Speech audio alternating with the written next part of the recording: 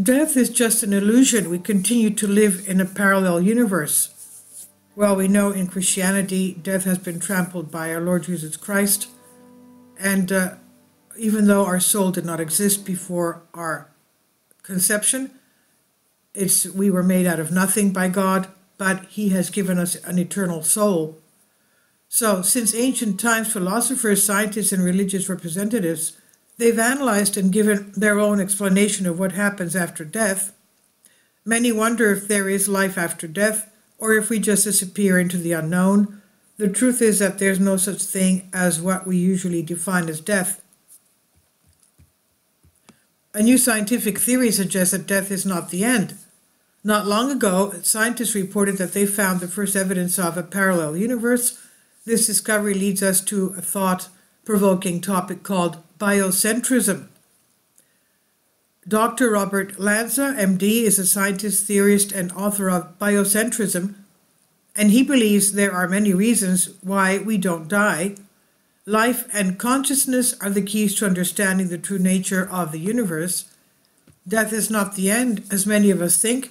We believe we are going to die because that is what we have been told and taught.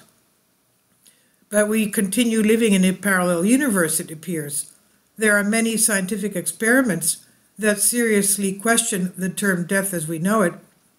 Even our Lord Jesus Christ says we pass on to the next life as angels. No men or women, but angels.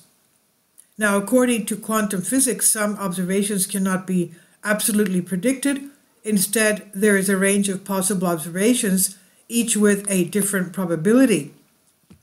The many worlds interpretation states that each of these possible observations correspond to a different universe, what is generally called the multiverse. Now again, I'm going to put my comments in here as I read this. We have seen in our church, and many people have seen angels, especially at the time of the sacraments. We particularly have seen angels at the time of the baptism of a little boy in our church. They're white, they're beautiful, and they listen to every word coming out of the mouth of the priest as he recites the baptism prayers. We've also heard angels in the Holy of Holies. Now, Robert Lanza has taken these theories even further. Parallel worlds coexist with our own, he says, and there are an infinite number of universes.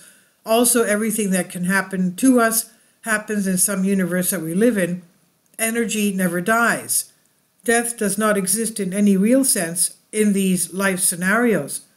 All universes exist simultaneously, regardless of what happens in any of them.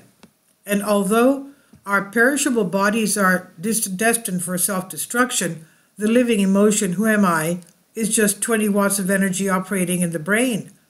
But this energy does not experience death. It never dies. It cannot be created or destroyed. The importance of consciousness.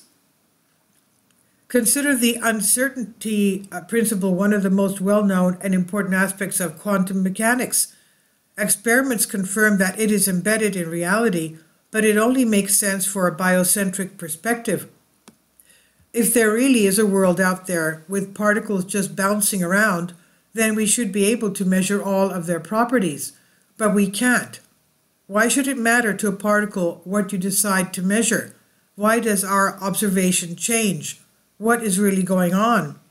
Answer, Dr. Lanza says, because reality is a process that requires our consciousness. No one would exist without consciousness. One of the reasons we don't die is because we are not inanimate objects. We are special, luminous beings who cannot exist without consciousness, but we cannot see through the bone that surrounds our brain.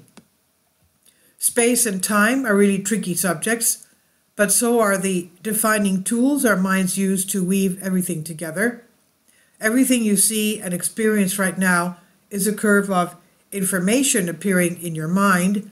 Space and time are simply tools that put things in their place, regardless of whether they actually exist. Langer points out that death does not exist in a timeless, spaceless world. There is no distinction between past, present, and future. That's what my father confessor told me a while back. He says time is altogether one. And I didn't dwell into asking him what he meant by that. But this is a Christian doctrine of time being one. Everything's happening in the present. I guess I should, research on that, but I also asked him about it. I didn't ask him because I was, concerned on my spiritual progress. But there's no distinction, the scientist says, between past, present, and future. It's only a stubbornly persistent illusion. Immortality does not mean a continuous existence in time without end. It simply means timeless, completely outside of time. How can we tell what is real and what's not? How can we know for sure that our programmed mind is not giving us the illusion of a physical world? And this I've translated from a Greek article for you. There's a lot to think about, isn't it? But we know that there is life after death. The thing is, where are we going to be heading?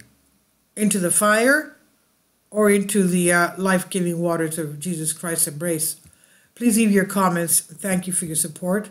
I wish you all a very happy new year and strong faith, fortitude, boldness in the truth, and God is the truth. Thank you for your support, and Happy New Year again with health and happiness. Kindly support my Patreon account. The daily posts are 5 videos daily, and they are totally different from what I have on my YouTube channel.